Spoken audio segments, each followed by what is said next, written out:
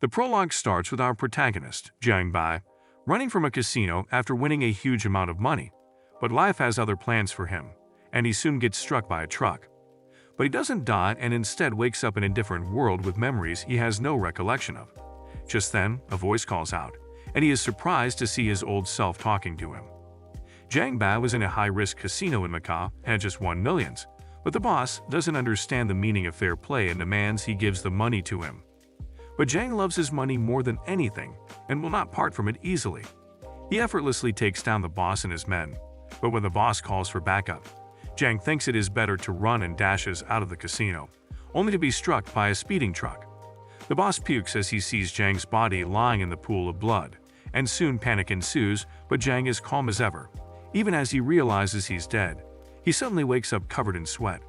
He is in his room, on his bed, but he is confused and wonders how he is alive. Jiang steps down from his bed, but he whimpers in pain as his head aches with clusters of memories, but he can't quite identify them. Suddenly his hand moves on its own and slaps him before a voice addresses him as Earth Boy and congrats him on making it to reincarnation. The voice continues and tells him he is an aquamarine, a parallel world of Earth. The voice, who calls himself God, presents Jinan with a metropolitan system that uses prestige points to get whatever one desires. And how would one get prestige points? Asks Jiang, but the self-proclaimed God has a party to attend. So he leaves Jiang hanging and says he should figure it out himself. Just then, Jiang's bullies call him out and offer him protection if he successfully does a task for them. But the timid Jiang is gone. This reincarnated Jiang doesn't have the patience, and as soon as he sees them, he lands a heavy punch on the gang leader's face, throwing him in the air. Jiang doesn't stop at one punch and keeps punching the leader and hurling abuses till the leader's face swells like a potato. His men try to stop Jiang, but seeing how furious he looks, they decide it is better not to butt in.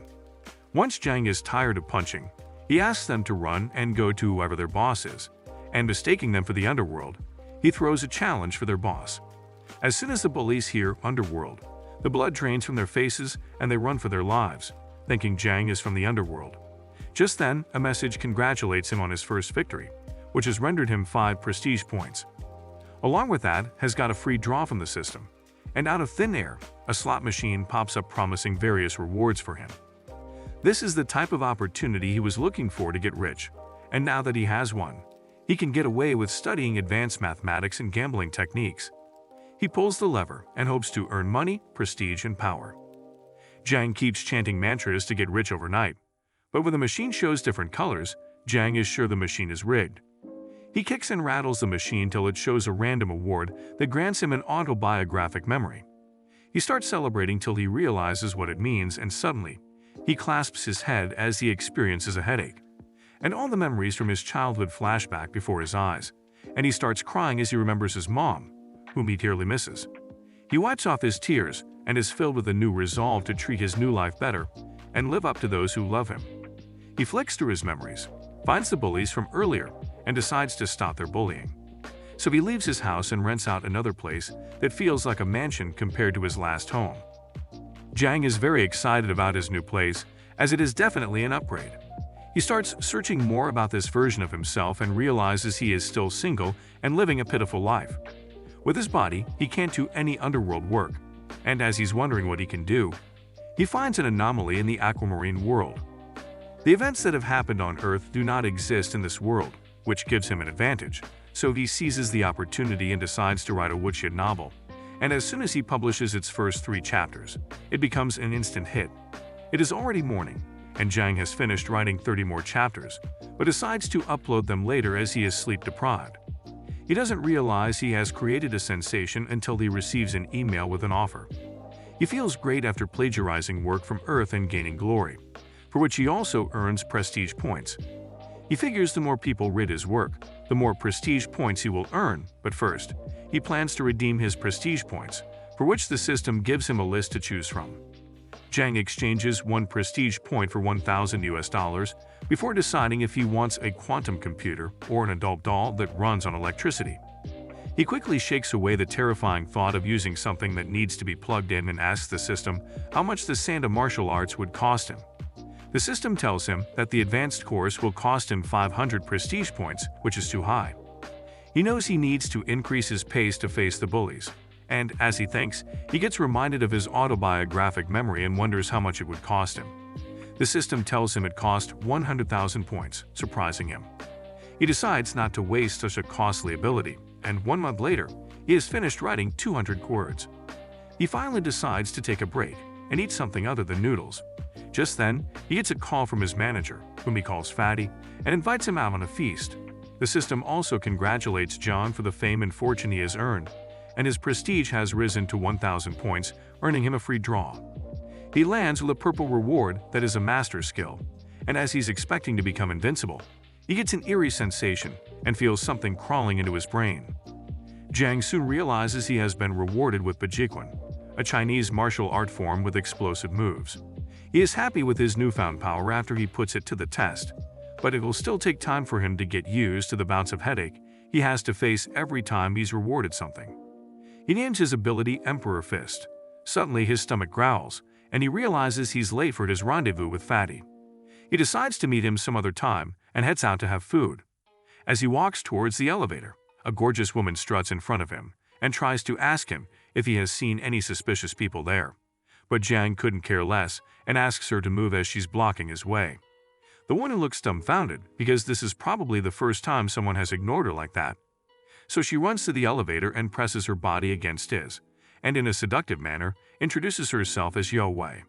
She asks if he's new there, but Jiang tries to get his way out of there as he knows beautiful women like her always tend to bring trouble, and just as she takes his hand, forcing him to come along with her, Jiang hears someone roaring Yo's name and asking about him, and that's when Jiang knew he is in trouble.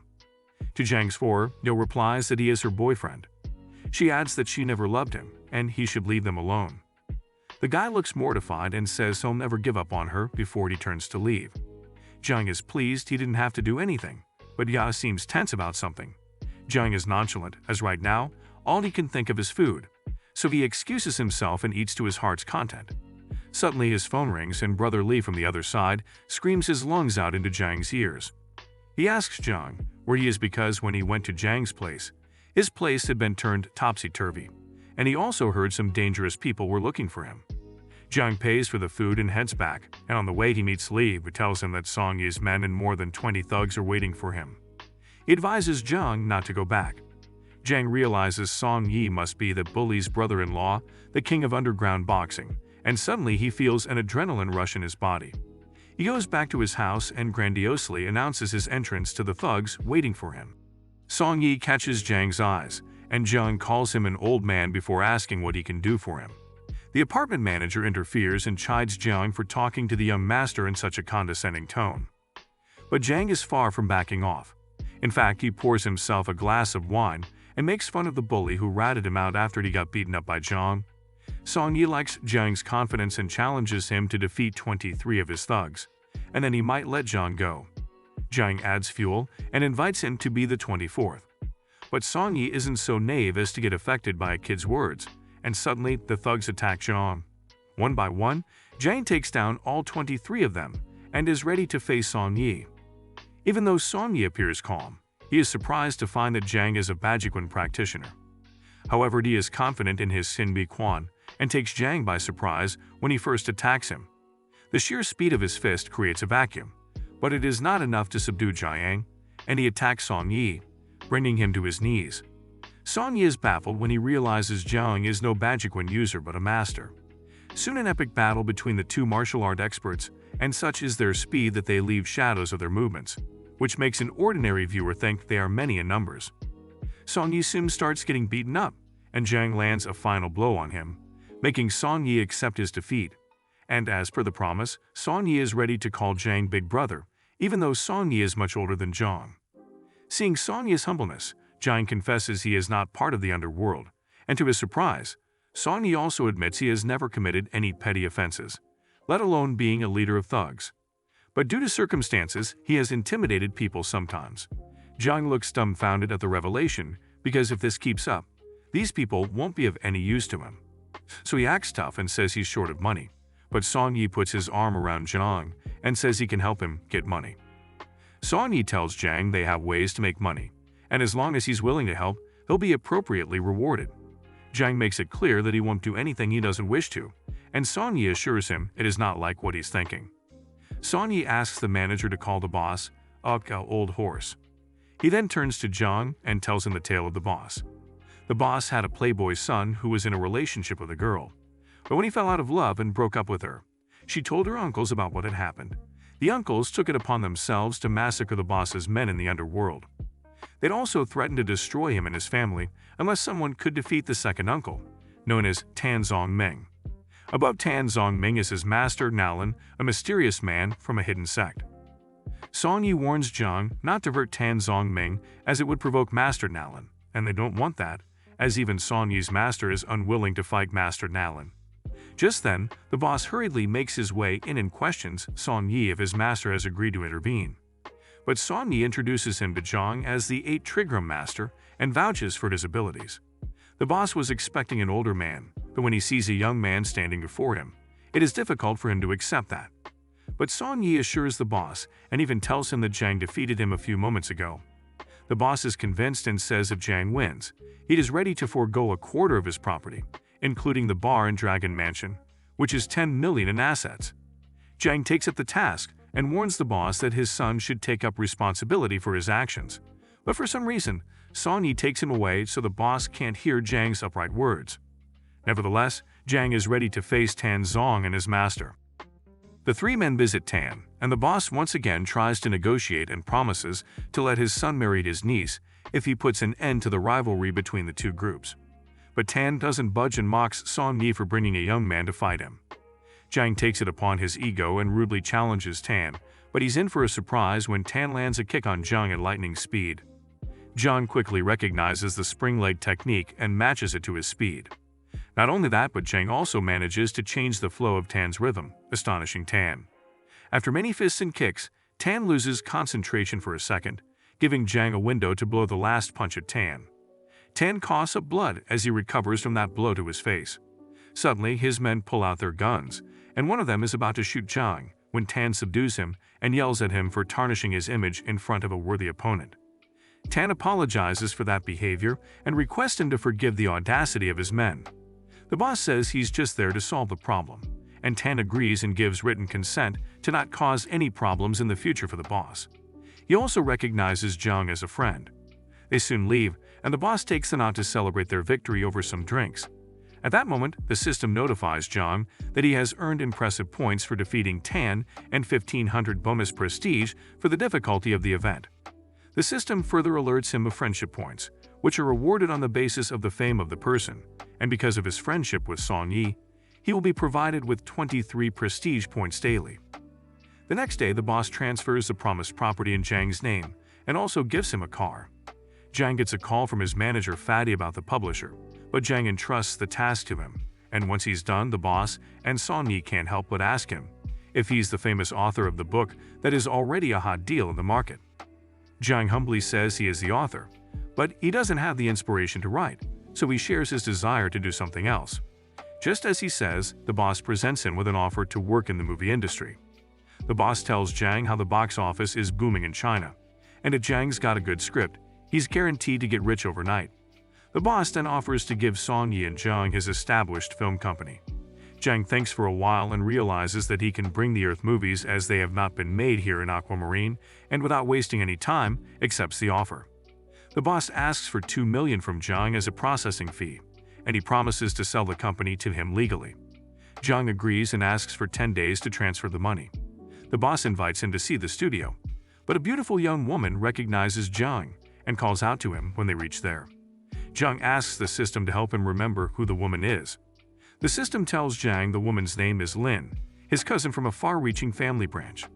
The system also adds that he had alienated her after graduating from high school. Jiang asks her what she's doing there. Lin says she had gone to his house after learning that he had quit his job and joined a gang of shady people, so she went to his house, but the house was a mess, and he was nowhere to be found. She starts belittling the boss and Song Yi on their faces and asks Jiang if they are threatening him. But Jiang turns to Song Yi and is ready to leave with them when Lin stops him and offers her pocket money, thinking he might be in the gang due to lack of money. She also invites him to her school so she can get him a job as a librarian to keep him away from trouble, as she is worried about him.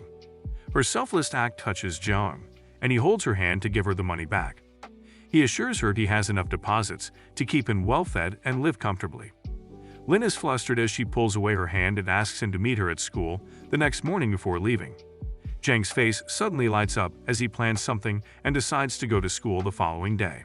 Song Yi drives Jiang to the school, but Jiang asks him to stop some 600 meters away from the building as he wants to keep a low profile.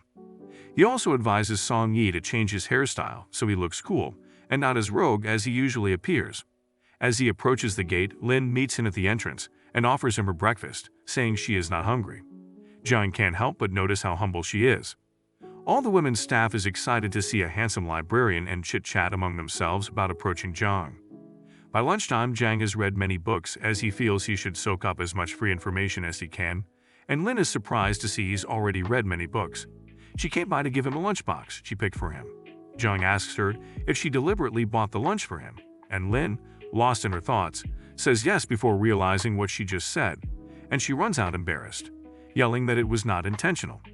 As Jiang starts eating, he hears his name, and a male colleague shows his astonishment at Lin bringing Jiang food. Jiang asks the man if there is an issue. The man's name is Wang, and he warns Jiang that Lin is one of the 4 major beauties of the school.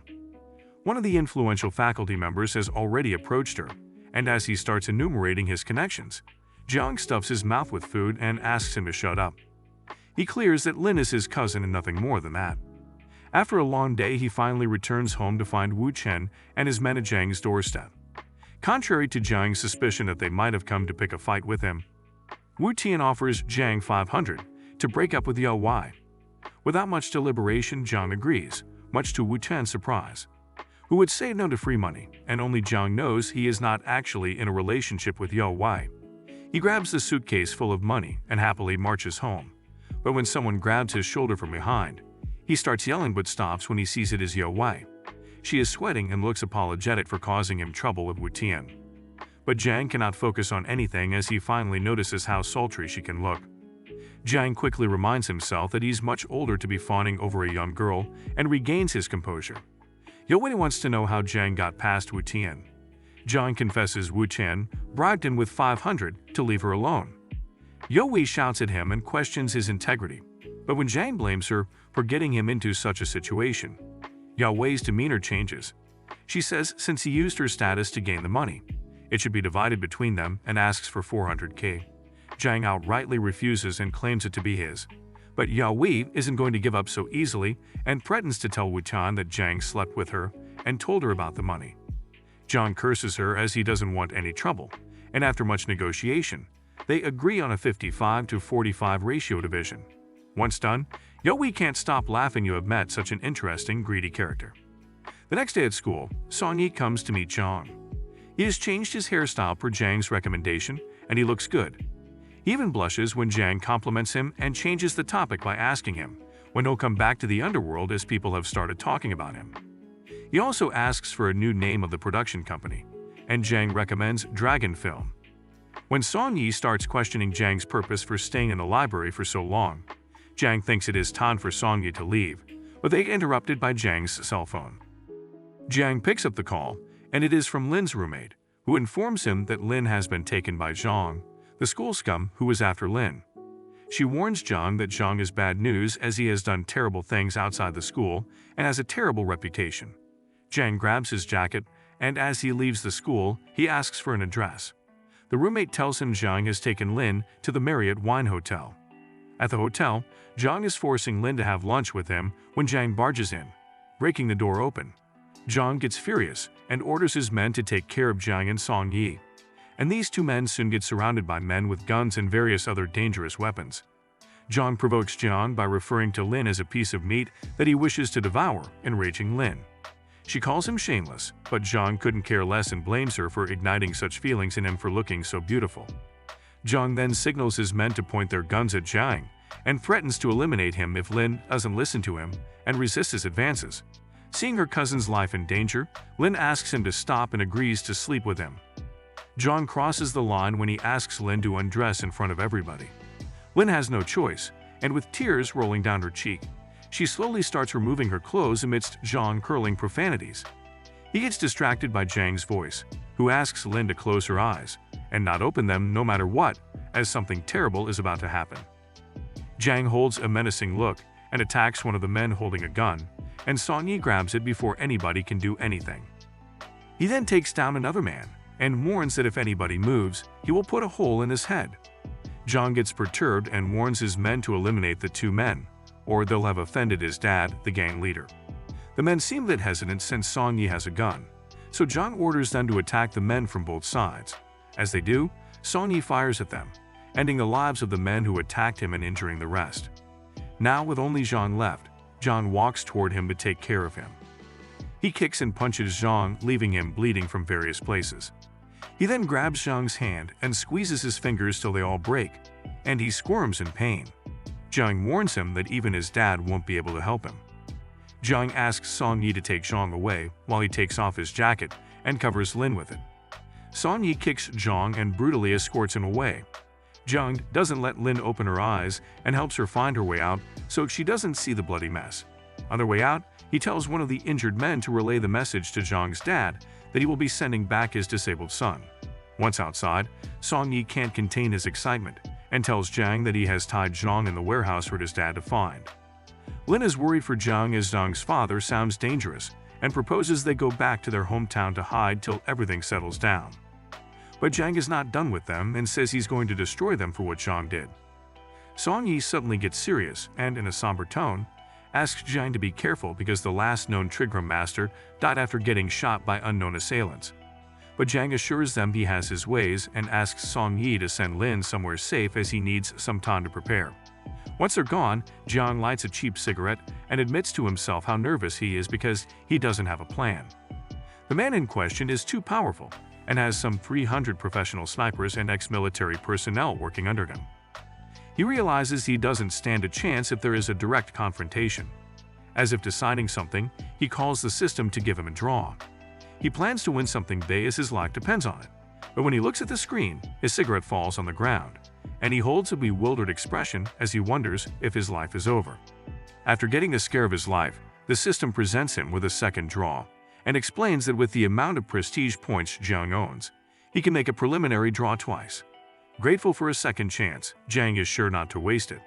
Meanwhile, an unknown man is talking to his grandfather, Zhang Changjiang, about a meeting with a party at the Hexang waste factory, and they are asked to bring as many men as they can. Changjiang looks confident as he has invited several national masters.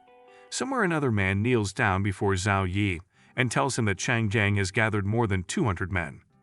Zhao Yi calls the man kneeling Wang and warns him that things are not what they seem superficially, because Master Nalin's decision to leave Zhang alone indicates something big. He calls Changjiang a fool because Changjiang has also summoned him to help him fight, but he knows well that if he does, it will negatively impact Zhao's business. He asks Wang to relay to Changjiang that Song Yi is involved with Zhang, as he knows Song Yi's master, and that man owes Zhao a favor. Zhao is looking forward to seeing how Zhang fares in this test, and if he succeeds, he might get involved. In the mountains, Song Yi's master is planning to head down to the city after spending much time in the mountains training. He is concerned about his disciple and wonders if Song Yi knows what he has got himself into. At the Hexang waste factory, Zhang lies crying and whimpering in pain while Zhang, Song Yi, and their men wait. Finally, Changjiang arrives, and Zhang cries for his dad to save him. Changjiang is horrified to see his son crippled. From behind, an older man walks out of the shadow, and he seems to know Song Yi's master. He asks Song Yi to go back to him. Song Yi recognizes the man whose name is Zhao Xiaolong. He has been fighting with Song Yi's master for almost a lifetime. In a fraction of a second, he reaches beside Song Yi and lands a hard kick on him. He then holds his head and makes him bow, supposedly to teach him how to respect elders, and then punches him, knocking him out. Zhang steps in to fight Zhao, but Zhao is extremely fast on his feet. In no time, Zhang catches up to Zhao, and they both start fighting at such great speed that it is difficult to keep track of their movements with naked eyes. Song Yi soon gains consciousness, and he gets up to light a cigarette and flips Zhao as he knows very well Zhao is no match for Zhang, and as he predicted, Zhang lands a death blow on Zhao, knocking him out of his senses. Song Yi challenges Changjiang to send whoever he has got with him, but Changjiang has different plans, and after cursing them, he orders his men to shoot them. Zhang and Song Yi find themselves surrounded by armed men. Chang Jiang orders Zhang to let Zhang go, but Zhang doesn't show any mercy and orders his men to cut Zhang, and a man stabs Zhang's hand, making him wail in pain. Chang Jiang shivers in anger and asks Zhang if he has a death wish, but Zhang corrects him and says he knew Chang Jiang wouldn't let him go, so he was prepared to die from the start, and even now he can sense the sniper is waiting for Chang's orders. With his anger off the charts, Chang orders the sniper to shoot Zhang, and as the sniper does, Zhang pulls out a God of War card and activates it. Before the bullet can hit Zhang, he vanishes, and the bullet hits the ground. The sniper looks for him, but unbeknownst to him, Zhang stands behind him. While everybody looks for Zhang in the building, Zhang throws the sniper from the glass roof into the building. Chang is baffled to see Zhang on the roof. He is enjoying his newfound powers and uses them to land on Zhang. As the people try to understand what just happened, Chang whimpers, covering his face and asking his men to shoot Zhang before he gets him. Suddenly, the bullets seem to be raining on Zhang, but they do not affect him, as he uses his bare hands to disable and catch all the bullets. Chang's men soon realize Zhang is no ordinary person, as what he's doing is not possible for humans to do it. Chang calls Zhang an alien, and Zhang outrightly rejects that role and calls it lame. He then takes a serious stance and says he'll give them 3 days to compensate and provide him with a satisfactory solution, or else he'll wipe out the existence of Chang's family from the face of the earth. Many men start cheering Zhang's name and promise their utmost loyalty to him. Amid the cheering, Zhang thinks of what happened a few hours ago that changed the whole trajectory. He drew a random reward that granted him the God of War card, which makes the user of that card invincible for 30 seconds, with no after effects, exactly what Zhang needed at that point in time. Wang calls Song Yi to get an update on the chaos that ensued, and as soon as he gets the information, he runs to Zhao Yi to tell him that the rumor is true about Zhang, and the proof of it is that he took down 200 professionally trained men single-handedly. Zhao believes another dragon is born and wishes to meet Zhang in person. He volunteers as the middleman to smooth things out between Zhang and Chang Jiang. Meanwhile, at his home, Zhang falls on his bed exhausted. The system congratulates him on his involvement in the world and rewards him with 2,000 points. Zhang cries tears of joy when he realizes he's finally rich, but the system takes a blow at his gut when it tells him since he used the God of War card, his reward was halved. Irritated by the system duping him, he thinks of his prestige points and realizes it is almost time for his intermediate draw, but first he needs some sleep. It is the following day, and after sleeping like a log, Zhang feels refreshed. He's on his way to the library when he is stopped by Ronin from the Criminal Investigating Unit. She asks him to come with her to help them investigate an incident that happened the day before. Zhang confidently mentions that he was sleeping the entire day, but Liu loses her composure with him and tells him that a dozen people died because of him and he'll be charged with murder. Liu's partner warns him not to provoke Zhang. He's scared Zhang might hurt them, as the rumor has it that Zhang defeated 200 men all by himself. Zhang questions Liu if they have evidence against him, indicating he eliminated those men, and even if they do, how are they going to catch him? He then steps close to Officer Liu and makes her heart skip a beat before he turns and leaves. He also teases her by giving her a backhanded compliment. Liu quickly gains her composure and puts him under arrest, but before they can get him, Zhang vanishes, leaving them astonished. Liu's partner reminds him that a tyrant like Chang Jiang also dares not to press charges against Zhang. They should return to the precinct. Liu is determined to put Zhang behind the bar and takes a pledge to collect all the evidence for it to happen. Meanwhile, Zhang escapes in a car that Song Yi bought right on time. He pulls Zhang's leg by asking if Liu is his girlfriend, but Zhang wouldn't date a hot-tempered woman. Song Yi then tells Zhang that Zhao wants to have a meal together with Zhang and Chang Jiang. Zhang notices Song Yi addressed Zhao very respectfully and asks who he is. Song Yi tells Zhang that Zhao is the hidden dragon, the real owner of Tiandu City and the true underworld lord. He controls everything that happens in the city. Zhang is excited to meet the dragon. In the evening, they reach the stipulated place and Wang greets Zhang. He shows Zhang the way to where Zhao is waiting for him. Zhang cannot shake off the uneasiness he feels as he makes his way in. Song Yi is surprised that Zhao sent Wang to greet them and presumes Zhao must be very impressed by Zhang, which is why he is giving them special treatment. As they enter the hall, Zhang is surprised to see many elite members along with Zhao. Zhao welcomes Zhang and, with much effort, gets up to shake hands with him. Zhao then introduces Chai Shengfo. Song Yi's master is one of the only 3 national masters in China. Jiang greets Master Che and acknowledges him for making an appearance after a decade of living a quiet life in the mountains. Master Che offers Jiang to join him in cultivating in peace, humbling Jiang, who calls himself a junior. Master Che goes as far as acknowledging Jiang as his younger brother. Suddenly, Song Yi intervenes and asks Master Che to take that back, and soon a verbal spat occurs between Master Che and Song Yi. Master Che asks Song Yi to call Jiang uncle while he calls Jiang young brother. He even calls Song Yi his smelly disciple. Song Yi is surprised because Master Che expelled him for accidentally eliminating somebody, and suddenly, his entire journey flashes in front of his eyes. He remembers how little he was when Master Che took him in and how he got himself expelled. And now that his master has recognized him again, Song Yi can't hold back his tears.